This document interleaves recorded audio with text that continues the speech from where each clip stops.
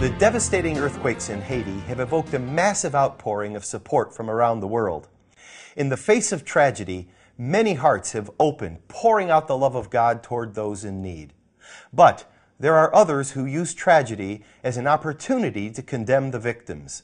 For example, some think God deliberately sent the earthquakes to punish Haiti for its sins.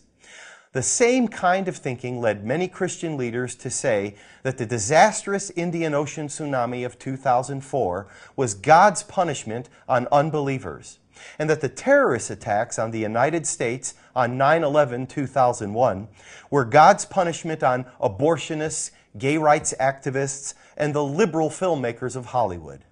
One problem with such thinking is that everybody is a sinner. Paul wrote, "All have sinned and come short of the glory of God."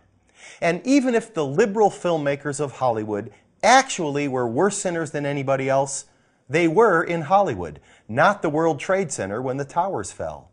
If God were trying to punish specific groups of people, why does he seem to have such poor aim?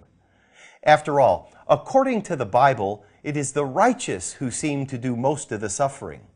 Ecclesiastes 8 verse 1, for example, decries the unfairness of life, mourning the fact that the righteous get what the wicked deserve, and the wicked get what the righteous deserve. The book of Psalms offers whole chapters lamenting why the wicked seem to thrive while the righteous suffer. Many are the afflictions of the righteous, says Psalms 34:19. Jesus is certainly well acquainted with suffering.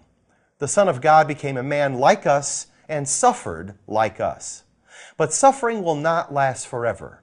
God loved the world so much, John 3:16 tells us, that he gave his Son that whoever believes in him would have new life. And verse 17 adds that Jesus came to save the world, not to condemn it.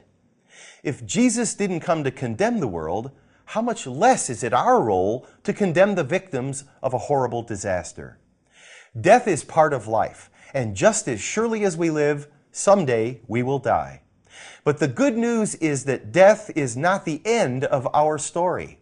God didn't make human beings for a life of tragedy and sorrow. He made us for his new creation of wholeness and joy. Lives racked by pain, oppression, and deprivation now will be full, complete, and whole in the life of the new creation. Christians hold this hope in faith. Faith in the Son of God, who in love freely took up our human cause as his own, even to the point of a cruel and horrible death, and then was raised again not only for himself, but for us. It is in this hope and love that we extend compassion and help to others, and all the more in times of great need. As we do, we taste the deepest riches of the true life that is yet to come. I'm Joseph Tkach, speaking of life.